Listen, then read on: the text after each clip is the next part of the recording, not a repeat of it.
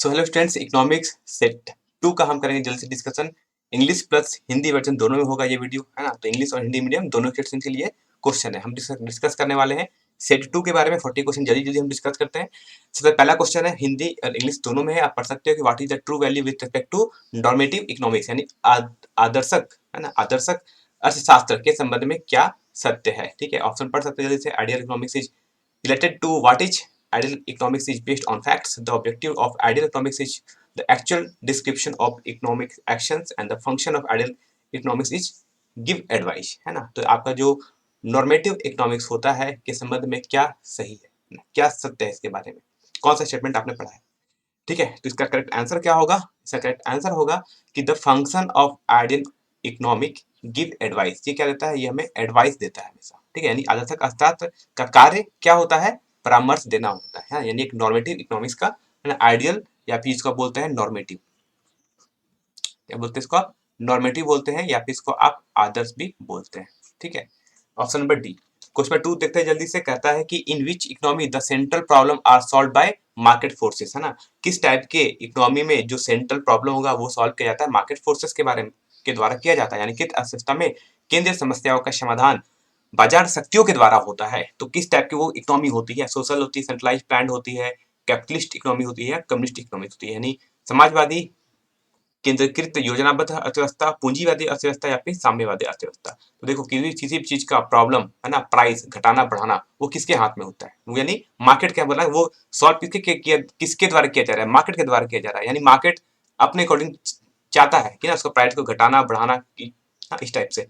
तो जब मार्केट के हाथ में ये बात आ जाएगी तो इस टाइप की इकोनॉमी को क्या कहेंगे हम, इस टाइप की इकोनॉमी हम कहते हैं कैपिटलिस्ट इकोनॉमी। यानी जो बड़े बड़े आपके कैपिटलिस्ट है ना, जो उद्योगपति हैं, वो डिसाइड करते हैं प्राइस के बारे में, है ना, मार्केट के प्राइस के बारे में वो फोर्स करते हैं। ठीक है, तो करेक्ट आंसर क्या हो जाएगा आपका, कैपिटलिस्ट इकोनॉमी। ठीक है, क्वेश्चन नंबर 3 कहते हैं what is the reason why the production potential is shifted to the right side, है ना। कह रहा है कि यहाँ पर कि आपका जो उत्पादन संभावना वक्र का दाहिनी ओर विवर्तित होने का कारण क्या है, क्यों होता है कि वो दाहिनी ओर शिफ्ट हो जाता है। ठीक है, इसका रीजन क्या है बताओ जल्दी से, इसका रीजन दाहिनी ओर शिफ्ट होने का रीजन क्या है। देखो, आपका कुछ इस टाइप से ग्राफ होता होगा ना प्रोडक्शन का, है ना, कुछ इस टाइप से। ठीक है, तो क्या कहता है कि ये जो शिफ्ट किया कर रहा है राइट की साइड, यानी ये जो हमारा पहला ग्राफ है ना, इसके राइट साइड शिफ्ट करना है। राइट मतलब ऊपर, है ना, इधर शिफ्ट कर सकता है, एक नीचे भी हो सकता है। हम कह रहे हैं कहाँ शिफ्ट कर रहा है, ऊपर की ओर शिफ्ट कर रहा है। यानी आपका प्रोडक्शन पोटेंशियल शिफ्ट हो जाएगा, यानी आपका प्रोडक्शन पोटेंशियल बढ़ेगा।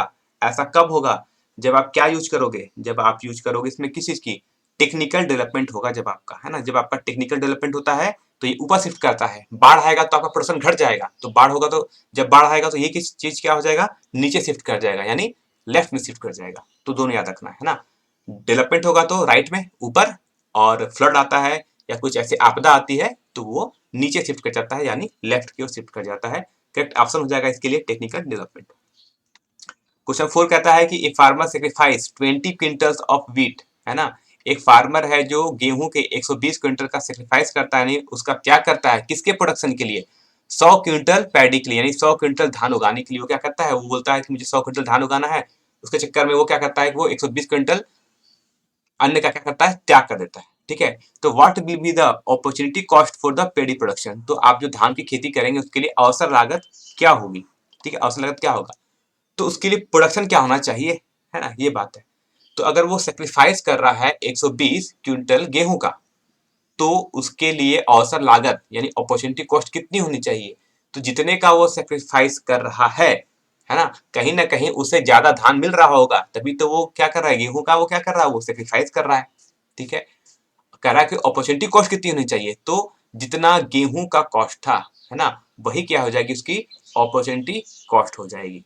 तो क्या हो जाएगा, अपॉर्चुनिटी कॉस्ट हो जाएगा यानी 120 क्विंटल गेहूं, है ना, यानी 120 क्विंटल ऑफ व्हीट, यही होगा आपका अपॉर्चुनिटी कॉस्ट होगा। तो इसका करेक्ट ऑप्शन क्या होगा, 120 क्विंटल गेहूं यानी 120 क्विंटल ऑफ व्हीट, यानी option number C. Question number 5 है what will be the correct weighing order for the flowing bundles of 2 articles rasgulla and gulab jamun, है ना। मेरे पास 2 बंडल है, एक रसगुल्ला का है और एक गुलाब जामुन का है। ठीक है, फॉर द प्रूडेंट कंज्यूमर, है ना, प्रूडेंट कंज्यूमर का मतलब होता है एक समझदार, है ना, या एक विवेकशील उपभोक्ता। एक विवेकशील उपभोक्ता है उसके पास 2 बंडल्स पड़े हुए हैं, एक पड़ा है रसगुल्ला का, एक पड़ा है गुलाब जामुन का, है ना, तो 2 टाइप की मिठाई है, ठीक है, एक बंडल ए है, एक बंडल बी है, एक बंडल सी है, ठीक है। तो इसके लिए कि जो आपका प्रूडेंट कंज्यूमर होगा या जो विवेकशील उपभोक्ता होगा वो किस टाइप के कैसे इन बंडलों को ऑर्डर में करेगा। तो क्या होता है यहाँ पर देखो, आपका जो बंडल ए उसमें कितना है 4 into 5 मल्टीप्लाई करोगे 4 into 5 तो आ जाएगा आपका 20, बी का मल्टीप्लाई कितना है 3 into 5 ये आ जाएगा आपका 15, और last option C 5 into 6 multiply करो कितना आ गया 30। तो सबसे ज्यादा किसके आ रहा है बंडल सी के लिए, उसके बाद ए के लिए और सबसे कम बी के लिए, ठीक है। तो उसका वो ऑर्डर क्या रखेगा, ऑर्डर रखेगा सबसे ज्यादा किसके लिए सी के लिए, देन फिर उससे कम ए के लिए और सबसे कम बी के लिए। तो करेक्ट ऑप्शन होगा आपका यहाँ पर ऑप्शन नंबर डी, ठीक है, क्योंकि सी के लिए कितना था ये 30 था, है ना, ए कितना था हमारा 20 था और उससे कम क्या था बी का 15, ठीक है, ऑप्शन नंबर हो जाएगा डी करेक्ट आंसर। क्वेश्चन 6 है विच ऑफ द फ्लोइंग, है ना, which of the following is studied under smart economics, है ना, स्मार्ट इकोनॉमिक्स के अंडर हम किस चीज का स्टडी करते हैं। देखो स्मार्ट इकोनॉमिक्स मतलब इसको बात कह सकते हो, है ना, मैं इसको बोलते हैं स्मार्ट इकोनॉमिक्स मतलब मैक्रो इकोनॉमिक्स, मैक्रो मतलब होता है एक बड़े लेवल पे, है ना, मैक्रो इकोनॉमिक्स जैसे आपके कंट्री जो चलती है इसको बोलते हैं मैक्रो इकोनॉमिक्स। माइक्रो क्या होता है आपके घर का इकोनॉमी यानी घर में भी आपका बजट आता है, उसे हम क्या कहते हैं माइक्रो इकोनॉमिक्स। स्मार्ट इकोनॉमिक्स मतलब मैक्रो, ठीक है। तो मैक्रो मतलब एक हम बहुत बड़े एरिया को लेकर चल रहे हैं, बहुत सारे कस्टमर को लेकर चल रहे हैं। पहला वर्ड यूज करता है उसने एक कंज्यूमर इक्विलिब्रियम, ए मतलब एक, हम एक के लिए थोड़ी बात कर रहे हैं, मैक्रो मतलब बहुत सारा, है ना, मैक्रो मतलब बहुत सारा। तो ये तो होगा नहीं कि एक का कंज्यूमर के लिए बात करते, ये भी नहीं होगा। इक्विलिब्रियम ऑफ ए फर्म, एक फर्म के लिए, क्या एक फर्म के लिए बात करते नहीं, हम बहुत सारे फर्म के लिए बात करते हैं, एक बड़े लेवल के लिए हम बात कर रहे हैं। Determination of price of an article, एक आर्टिकल के प्राइस के लिए हम यूज करते हैं, ये भी गलत है ना, ये भी नहीं होगा, एक के लिए नहीं करते, बड़े लेवल पे करते हैं पूरा। और कहता है determination of the general price level, यानी किसी चीज का जनरल प्राइस लेवल है उसको हम स्मार्ट इकोनॉमिक्स के अंडर स्टडी करते हैं। तो करेक्ट आंसर हो जाएगा आपका ऑप्शन नंबर डी, है ना, हम एक सामान्य कीमत स्तर का निर्धारण करने के लिए हम किस का करना है, इसके लिए हम क्या स्टडी करते हैं, समष्टि अर्थशास्त्र के अंतर्गत इसका अध्ययन किया जाता है। क्वेश्चन नंबर 7 है the change in total utility when the consumption of commodity changes from one additional unit is called, है ना, यानी किसी वस्तु के उपभोग में एक अतिरिक्त इकाई से परिवर्तन करने पर कुल उपयोगिता में होने वाले परिवर्तन को हम क्या कहते हैं, ठीक है, क्या कहते थे इसे हम, इस टाइप के जो यूटिलिटी चेंज होगी यानी उसका कंजम्पशन में कुछ चेंज करेंगे तो उसके उपयोग में होने वाले परिवर्तन को हम क्या कहेंगे, इसे हम कहते हैं मार्जिनल यूजर, है ना, कितना चेंज, मार्जिनल मतलब होता है चेंज, कितना मार्जिनल यूजर ना, कितना चेंज होगा, कितना होगा मार्जिनल यूजर होगा, इसको हम सीमांत उपयोगिता भी कहते हैं। कुछ मेरिट है total utility will be maximum when the value of marginal utility, है ना, यानी आपकी कुल उपयोगिता अधिकतम कब होगी, होगी जब सीमांत उपयोगिता का मान कितना हो, ठीक है। इसका ग्राफ अगर कोशिश करो तो याद रखो इसका ग्राफ कैसा होता है, इसका ग्राफ कुछ इस टाइप से होता है यहाँ पर कि ये आपकी होती है मार्जिनल यूटिलिटी का ग्राफ, ये होता है, ये होता है आपका मार्जिनल यूटिलिटी का ग्राफ, ठीक है, यानी सीमांत उपयोगिता का ग्राफ होता है। और आपका बात करते हैं टोटल यूटिलिटी का ग्राफ कुछ इस टाइप से होता है, ठीक है, थोड़ा सा और अच्छे से बनाए इसको, ग्राफ कहाँ पर होता है ग्राफ इसका, ग्राफ कुछ इस टाइप से आता है ना। तो जहां पर देखो मैक्सिमम होता है ये ग्राफ हो गया हमारा टोटल यूटिलिटी का ग्राफ। देखो टोटल यूटिलिटी अपनी मैक्सिमम वैल्यू पर पहुंच रही है कब, जब आपका मार्जिनल यूटिलिटी कितना हो जाए, मार्जिनल यूटिलिटी हो जाए 0, उस समय टोटल यूटिलिटी कितना होता है, ये होता है आपका मैक्सिमम मतलब अधिकतम। तो हमसे पूछा था कि टोटल यूटिलिटी क्या होनी चाहिए, मैक्सिमम होनी चाहिए, है ना, कुल उपयोगिता अधिक होगी तो उस समय मार्जिनल यूटिलिटी की वैल्यू कितनी होगी, यानी सीमांत उपयोगिता का मान कितना हो जाएगा 0, जब 0 होता है तभी मैक्सिमम मिलता है, ऑप्शन नंबर ए। क्वेश्चन 9 है which statement is wrong with respect to apathy, है ना, कौन सा स्टेटमेंट रॉन्ग पूछ रहा है ना, कौन सा स्टेटमेंट रॉन्ग है, ठीक है, बता दो इसमें कि indifference we has a negative shape, the neural is a convex toward the origin. Indifference is also called the event satisfied mood या two indifferences intersect each other, है ना। क्या आंसर क्या होगा, तो देखो इसका यानी उदासीनता वक्र के संबंध में कौन सा सतन गलत है, ठीक है। तो देखो उदासीनता वक्र का जो ग्राफ होता है वो किस टाइप का ग्राफ होता है, ग्राफ होता है कुछ इस टाइप से, है ना, डिफरेंट डिफरेंट ग्राफ होता है। कैसा ग्राफ है ये, इसको अगर आप नीचे देखोगे तो ये कैसा ग्राफ है, ये आपका कन्वेक्स ग्राफ है। तो ये तो सत्य है कन्वेक्स होता है, तो ऑप्शन नंबर बी तो सही है ना। हमसे पूछा गलत कौन है, ठीक। Indifference we has a negative slope, इसका स्लोप भी नेगेटिव होता है, स्लोप भी देखो नेगेटिव होगा ना, इसी तो बोलते हैं स्लोप। ये स्लोप कैसा है, किसी पॉइंट पर नेगेटिव स्लोप है ना। तो नेगेटिव स्लोप है, ये भी सही है, यानी ऑप्शन नंबर 1 भी नहीं होने वाला।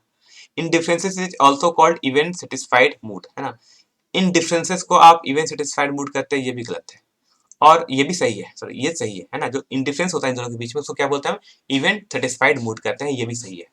पूछा था कौन सा स्टेटमेंट गलत है, तो the two indifferences intersect each other, ये दो टू इनके बीच डिफरेंस आ रहा है, इनके दो एक दूसरे को इंटरसेक्ट करता है, यानी ये और ऊपर देखो, क्या ये दोनों कभी एक दूसरे को मिल रहा है, कभी इंटरसेक्ट कर रहा है, नहीं, कभी इंटरसेक्ट नहीं करता, नेवर इंटरसेक्ट करता है।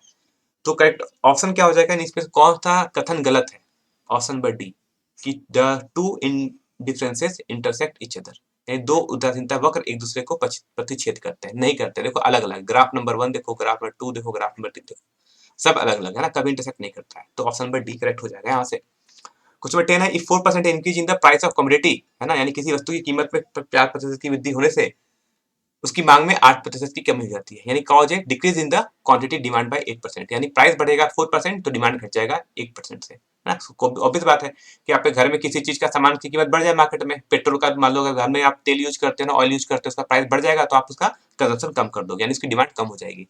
तो इस क्यों, यानी तो कहता है what will the value of plastic price elasticity of the commodity, तब उस कमोडिटी की लोच का मान्य क्या होगा, ठीक है। फॉर्मूला क्या होता है इसका, इसकी वैल्यू क्या होती है, इसका होता है percentage change in consumption divide by percentage change in price, ठीक है, चेंज इन प्राइस। तो कंजम्पशन कितना डिक्रीज किया जा रहा है परसेंट में, ये हो जा रहा है आपका 8, ठीक है। प्राइस कितना बढ़ गया 4, वैल्यू कितनी आ जाएगी 2, है ना। क्या आ जाएगा, करेक्ट आंसर हो जाएगा यहाँ से आपका ऑप्शन नंबर 2, ठीक है। क्वेश्चन में 11 क्या रहा है, a bit line will diverge to its right when, है ना। एक bit line will diverge to its right when, कब ये डाइवर्ज करता है राइट में, ठीक है। कब करता है डाइवर्ज राइट में, जब किसी कंज्यूमर का इनकम बढ़ जाता है ना। जब किसी कंज्यूमर का इनकम बढ़ जाता है तो क्या करता है, जो बिट लाइन होती है, यानी उसकी जो बजट रेखा है वो अपनी दाहिनी ओर विवर्तित हो जाती है ना, बजट रेखा ना। बिट रेखा को आप बोलते हैं बजट रेखा बोल सकते हो ना। वो कहाँ शिफ्ट होती है, दाहिनी ओर, जब उसका इनकम बढ़ेगा। जब इनकम घटेगा तो क्या होगा, वो लेफ्ट में शिफ्ट होगा, ठीक है। क्वेश्चन 12 है, in the flowing figure what will be the elasticity of the demand at point G, G point पर इलास्टिसिटी का वैल्यू कितनी होगी। तो ये क्वेश्चन आपके सेट 1 में भी था, है ना। तो क्या कहता है, यहाँ पर मिड पॉइंट, यहाँ पर क्या होता है, मिड पॉइंट पर ई की वैल्यू 1 होती है, इसके ऊपर कहीं भी चले जाओगे तो ई की वैल्यू ग्रेटर देन 1 होती है, और इसके पीछे कहीं भी आ जाओगे तो ई की वैल्यू लेस देन 1 होती है, यानी 1 से कम होती है। तो जी पॉइंट कहाँ कर रहा है, इसकी जहाँ पर जी पॉइंट है वहां पर वो ई इक्वल टू 1 से नीचे है, और ई इक्वल टू नीचे नीचे है, तो वहां पर ई की वैल्यू 1 से हमेशा कम होती है, और 1 से कम होती है तो हमारा करेक्ट आंसर हो जाएगा ऑप्शन नंबर सी, यानी 1 से कम। क्वेश्चन 13 है, what is the consumer equilibrium condition for apathy analysis, है ना, यानी उदासीनता वक्र विश्लेषण से एक उपभोक्ता संतुलन की शर्त क्या है। थोड़ा सा स्पेलिंग ट्रांसलेशन अच्छे से नहीं हो पाया है क्योंकि ये गूगल ट्रांसलेट है, थोड़ा थोड़ा मिस्टेक हो सकता है, ठीक है। तो कहता है कि what is the consumer equilibrium condition ना, उसकी कंडीशन क्या होती है, ठीक है। तो touch the indifference a bit line, है ना, neutrality we and bit line have the same slope, है ना, और कह रहा है MRS equal to PX upon PY या फिर ऑल ऑफ दिस, ठीक है। तो इसका करेक्ट आंसर क्या होगा, इसका करेक्ट आंसर होगा ऑप्शन नंबर डी। ये सारे के सारे क्या है, ये सारे सारे क्या है, इक्विलिब्रियम कंडीशन को फुलफिल करते हैं, यानी इक्विलिब्रियम जब आएगी उसमें सारे के सारे कर्व क्या करते हैं, एक जगह इंटरसेक्ट करते हैं, ठीक है। क्या कहते हैं, सारे के सारे कर्व जो है ना, इसका जो कर्व होता है ना, सभी का कर्व बनेगा अलग अलग टाइप का कर्व, है ना। वो सारे कर्व जिस पॉइंट पर इंटरसेक्ट करेंगे, मान लो इस टाइप का कर्व है, 3 टाइप का कर्व है, जहां पर इंटरसेक्ट करेंगे वही होता है हमारा कंज्यूमर इक्विलिब्रियम का कंडीशन, ठीक है। तो ये सारे क्या हो जाएंगे, सभी का आंसर हो जाएगा ऑल ऑफ दिस, है ना, इनमें से सभी। क्वेश्चन 14 है, if an increase in the income of a consumer decreases the demand of item X, then item X will be, ठीक है। कह रहा है ना, कि if an increase in the income of consumer, यानी किसी उपभोक्ता का सैलरी बढ़ गया है ना, मतलब आपकी अगर सैलरी बढ़ जाएगी तो आप क्या करोगे, आप किस चीज के सामान को नहीं खरीदोगे, है ना, किस चीज के सामान की में कमी आ जाएगी, है ना, किसी एक सामान उसकी बिक्री में कमी हो गई, है ना, यानी किसी उपभोक्ता की आय बढ़ गई तो किसी वस्तु एक्स की मांग कम हो गई है, तो वो वस्तु क्या होगा, तो सिंपल सी बात है, अगर आप आज एक लोकल फुटपाथ पे टी शर्ट पहनते हो, लेकिन कल के डेट में अगर आपकी सैलरी 1 लाख हो जाएगी, तो आप क्या करोगे? आप अब उसी नाइकी या फिर बफेलो या फिर अच्छे ब्रांड का टी शर्ट यूज करोगे। मतलब आप किस चीज को नहीं खरीदोगे? घटिया वस्तु कह सकते हो या फिर जिसका सस्ता सामान। आप सस्ता सामान कभी यूज नहीं करोगे, है ना। यानी आप सब स्टैंडर्ड आइटम को कभी नहीं खरीदोगे, यानी इसकी डिमांड घट जाएगी, है ना। आप इसको नहीं खरीदोगे मतलब आप इसका मांग कम हो जाएगा अगर आपकी इनकम बढ़ जाती है तो। क्वेश्चन 15 है, which combination of two of the following is a combination of complementary item. मतलब एक दूसरे से रिलेटेड है ना। कौन सा आइटम है इसमें? तो टी या कॉफी, आप या तो चाय पियोगे या कॉफी पियोगे। यानी आप कभी आप मतलब आप कुछ बनाते हो ना, हॉट ड्रिंक बना रहे हो, तो क्या उसमें आप टी और कॉफी के साथ मिलाते हो? नहीं, या तो टी मिलाओगे या तो कॉफी मिलाओगे। या तो आप पेप्सी पियोगे या तो आप मिरिंडा पियोगे, अलग अलग। या तो आप लक्स साबुन यूज करोगे या तो आप डव साबुन यूज करोगे, यानी दोनों अलग अलग है। कह रहा है कि कौन कंप्लीमेंट्री, कौन एक दूसरे पर डिपेंड करते हैं? तो डिपेंड करते हैं हमेशा टी और शुगर। अगर आपको चाय बनाना है तो चीनी डालना ही पड़ेगा, है ना। जरूरी है दोनों, ठीक है। कुछ लोग डायबिटीज के पेशेंट है वो नहीं पीते, अलग बात है, लेकिन मोस्ट कॉमन चीज क्या है? कॉमन चीज ये है कि जब भी आप चाय बनाओगे तो आप चीनी उसमें डालोगे डालोगे, यानी ये दोनों क्या है? एक दूसरे के संयोग है, यानी एक दूसरे के संयोग पूरक वस्तु का उदाहरण है। Question 16 है, the physical relation between the quantity produced and the means of production of commodity is called। ठीक है, कह रहा है किसी वस्तु का उत्पादन मात्रा और उत्पत्ति के साधनों के बीच भौतिक संबंध को क्या कहा जाता है? क्या कहा जाता है? उत्पादन मात्रा और उत्पादन के साधनों के बीच संबंध को क्या कहते हैं, है ना। यानी क्वांटिटी प्रोड्यूस और प्रोडक्शन ऑफ कमोडिटी को हम क्या कहते हैं? इसे हम कहते हैं प्रोडक्शन फंक्शन कहते हैं, यानी इसको उत्पादन फलन कहते हैं। क्योंकि उत्पादन कितना मात्रा करना है ना, उसकी कितनी कितनी क्वांटिटी उत्पाद होगी, ये किस पे डिपेंड करेगी? उसके साधनों पर, है ना। जितना ज्यादा साधन आपका अच्छा होगा, यानी उसकी आप कह सकते हो कि by the means of production, है ना, ये डिपेंड करेगा उसका आप साधन कैसा दे रहे हो, यानी आप टेक्नोलॉजी कितना अच्छा यूज करो। जितना अच्छी टेक्नोलॉजी करोगे आपकी मात्रा बढ़ जाएगी, है ना। तो आपका जो मात्रा है, जो उत्पादन की मात्रा है, वो डिपेंड करेगा किस पे? प्रोडक्शन फंक्शन पे डिपेंड करता है ना। ये किस पे डिपेंड करता है? प्रोडक्शन फंक्शन पे डिपेंड करता है। Both average product and marginal product are equal, है ना। एवरेज प्रोडक्ट और मार्जिनल प्रोडक्ट क्या है? दोनों इक्वल है। ऐसा कब होता है ना। कह रहा है कि एवरेज प्रोडक्ट और औसत उत्पाद और सीमांत उत्पाद दोनों बराबर होते हैं। दोनों बराबर कब होंगे? बता दो, दोनों बराबर कब होंगे?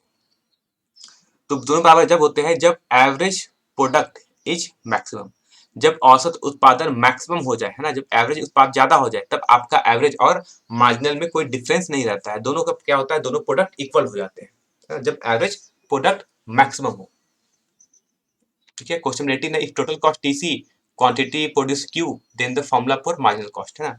मार्जिनल कॉस्ट का फॉर्मूला क्या होता है? तो बड़ा सा सिंपल सा क्वेश्चन। मार्जिनल कॉस्ट का फॉर्मूला होता है change in total cost divide by change in quantity. ये होता है हमारा मार्जिनल कॉस्ट का फॉर्मूला, ठीक है। तो करेक्ट ऑप्शन क्या हो जाएगा यहाँ 18 का? 18 का करेक्ट ऑप्शन हो जाएगा आपका ऑप्शन नंबर बी। बात समझ आ गया। अब बात करते हैं 19 में। Return to scale is related to which period, है ना। पैमाने का प्रतिफल किस काल से है ना। आप पता है आप इन्वेस्ट करते हो, है ना, रिटर्न, है ना। तो आप जब भी रिटर्न चाहते हो, जैसे आप म्यूचुअल फंड में पैसा लगाते हो, तो क्या हो जाता है? आपको पैसा कब लगाना है? किसी टाइम के लिए? लंबे समय से पैसा लगाइए, तभी तो आपको प्रॉफिट होगा ज्यादा, है ना। तो रिटर्न टू स्केल, आपको रिटर्न मिले एक स्केल पर, ऐसा कब मिलेगा? जब आप पैसा कब लगाते हो? लॉन्ग टाइम के लिए लगाते हैं, मतलब लॉन्ग टाइम के लिए हमेशा ये मिलता है ना, दीर्घ काल के लिए मिलता है, ठीक है। उसके अलावा क्वेश्चन है, in which period the means of production are divided into fix and variable means, है ना। फिक्स और वेरिएबल मीन्स, है ना, को हम डिवाइड करते हैं, ये ऐसा कब होता है?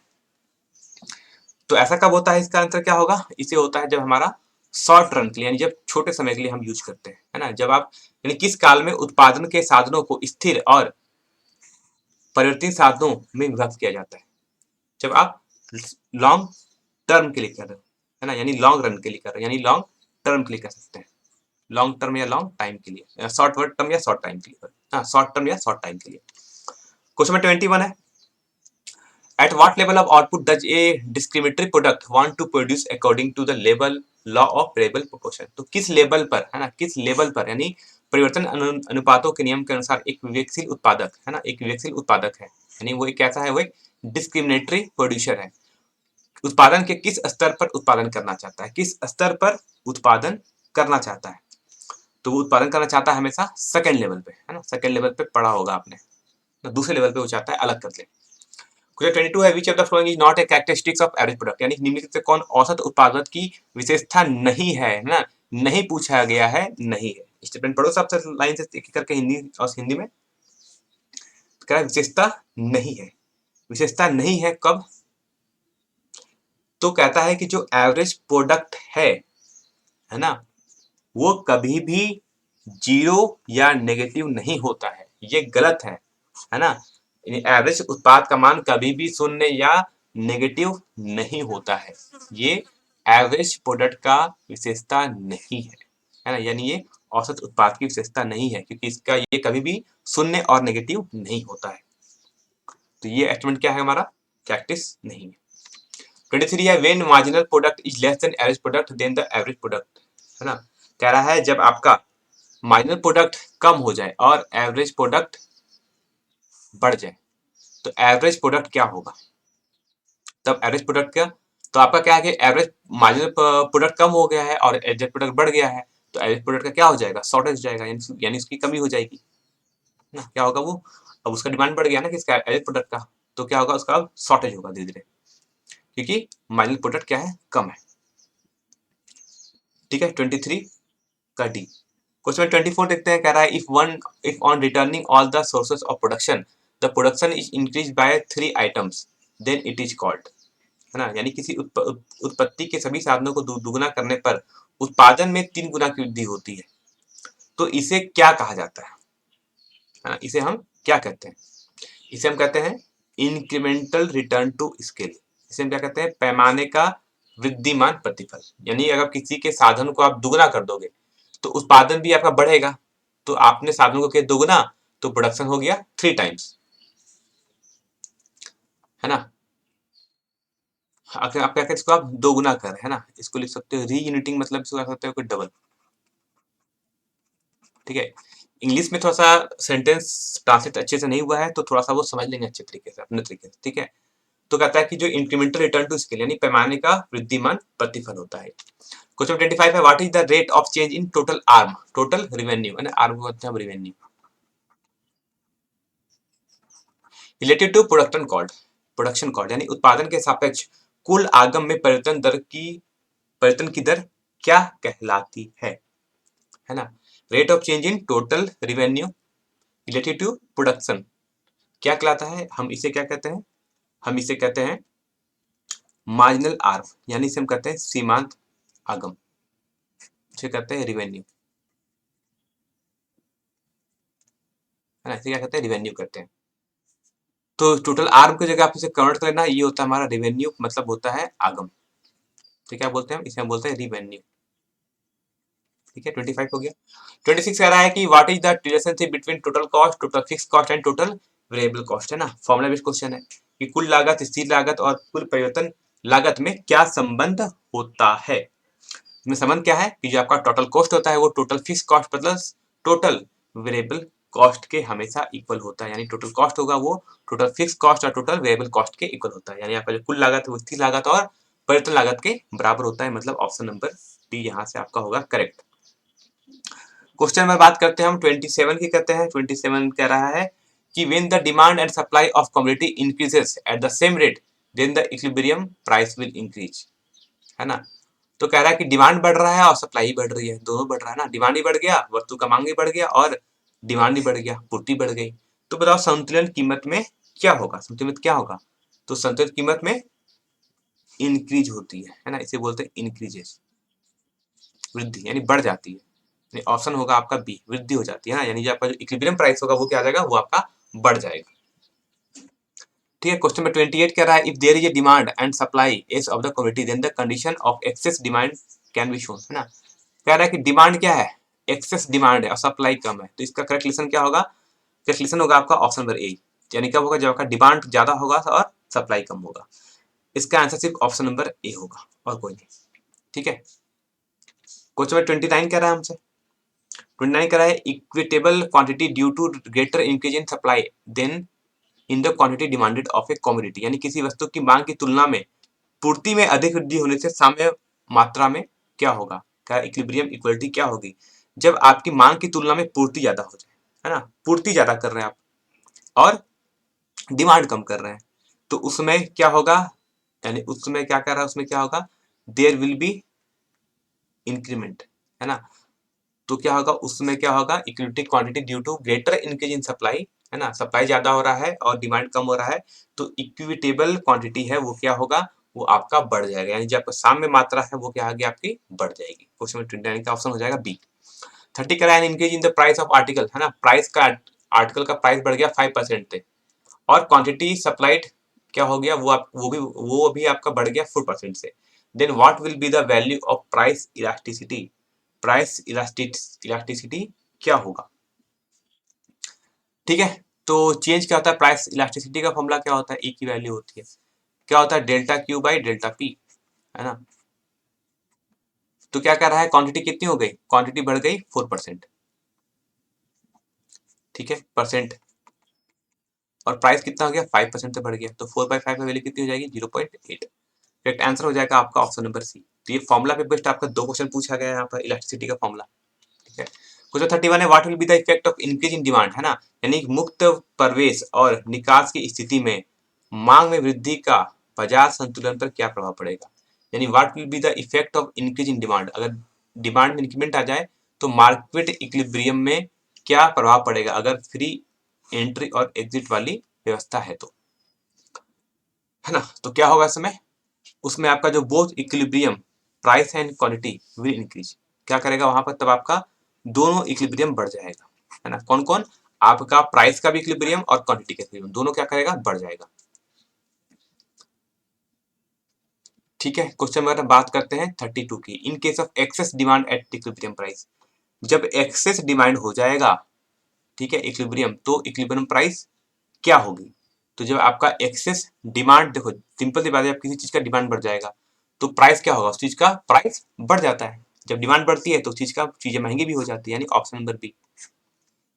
33 कह रहा है, in short run replacement replenishment fund for perfectly competitive firm, यानी परफेक्टली कम्पिटिटिव फर्म के लिए आपका रिप्लेस रिप्लेनिशमेंट फंड क्या होगा, यानी पूर्ण प्रतियोगिता फर्म के लिए अल्पकालीन पूर्ति वक्र क्या होगा, है ना, इंक्रीज वेइंग ऑन एसएमसी एवं मिनिमम एबीसी। ठीक है, क्या कहते हैं, इसका ग्राफ देख लो क्या होता है, ग्राफ एक बार, है ना, ये होता है हमारा एसएमसी का ग्राफ, ये कौन सा ग्राफ है, एसएमसी का ग्राफ, और ये ग्राफ होता है हमारा एबीसी का ग्राफ होता है, ये ग्राफ हो गया हमारा एबीसी का ग्राफ। ठीक है, ये पॉइंट देखो, है ना, कौन सा पॉइंट देखो, जहां पर दोनों इंटरसेक्ट कर रहे हैं। ठीक है, क्या कर रहा है कि शॉर्ट रन के लिए replenishment fund for perfectly competitive firm, perfectly competitive firm के लिए क्या होगा, आपका अल्पकालीन पूर्ति वक्र। तो क्या कहा, ये एबीसी न्यूनतम एबीसी से ऊपर एमसी का बढ़ता है ना, जो एसएमसी है वो एबीसी के, तो एबीसी का मिनिमम यहाँ पर है ना, ये क्या है, ये आपका मिनिमम एबीसी है। ठीक है, तो मिनिमम जहां पर एबीसी होगा वहां से एसएमसी क्या हो रहा है, बढ़ रहा है, गलती का है, यहाँ मिनिमम है, उसके बाद क्या हो रहा है, उसके बाद कौन बढ़ रहा है, उसके बाद तेजी से बढ़ रहा है आपका एसएमसी, तेजी से बढ़ रहा है, जबकि एबीसी स्लोली बढ़ रहा है। तो इसका करेक्ट आंसर क्या हो जाएगा, 33 का आंसर हो जाएगा आपका ऑप्शन नंबर ए। ठीक है, ये किसके लिए, परफेक्टली कंपीटिटिव फर्म के लिए, यानी ऑप्शन नंबर ए।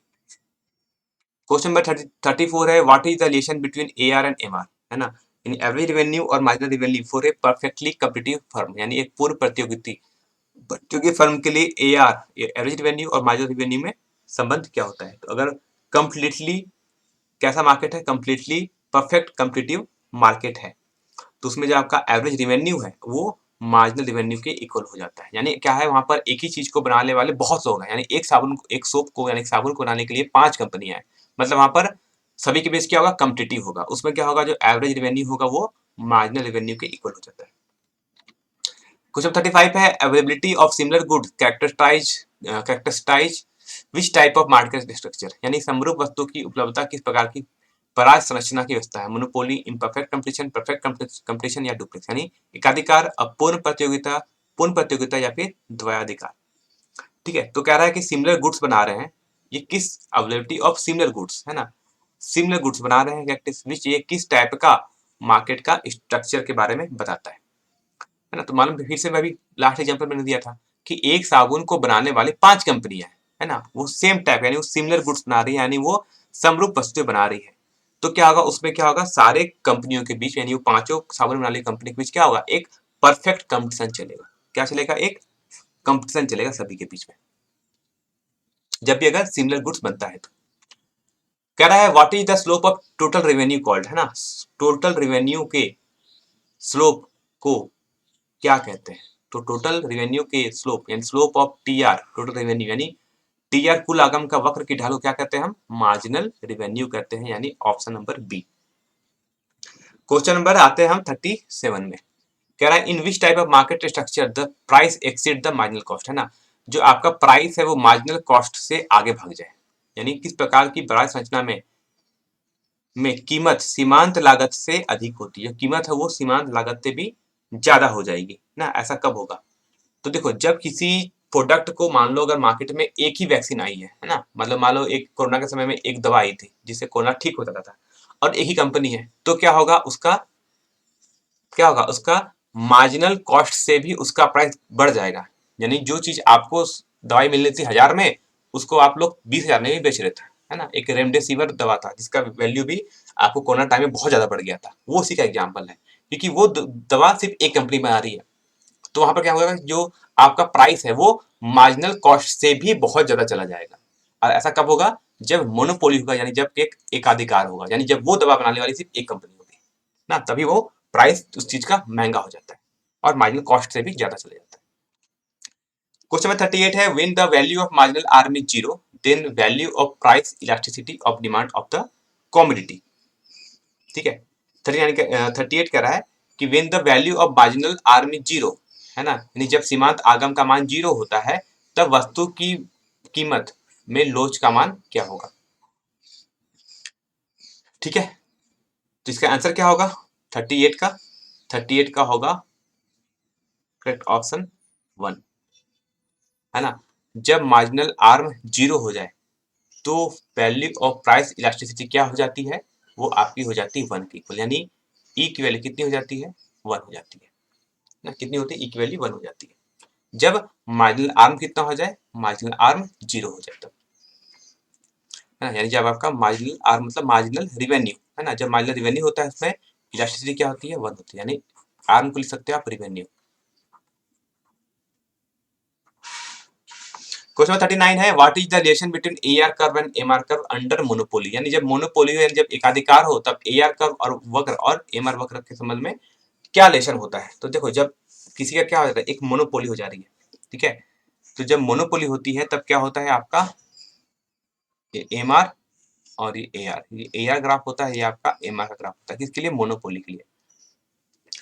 ठीक है, तो क्या होता है आपका जो एवरेज रिवेन्यू है वो मार्जिनल रिवेन्यू से ज्यादा हो जाता है, यानी ऑप्शन नंबर सी, है ना। देखो क्या एवरेज रिवेन्यू क्या है, ज्यादा है, और मार्जिनल रिवेन्यू क्या है, कम। कब होता है, जब आपका होता है मोनोपोली। क्वेश्चन नंबर 40 है the M R and M C at different level of production for monopoly are shown in the front table, how many units of the article will be produce in the state of equilibrium, है ना।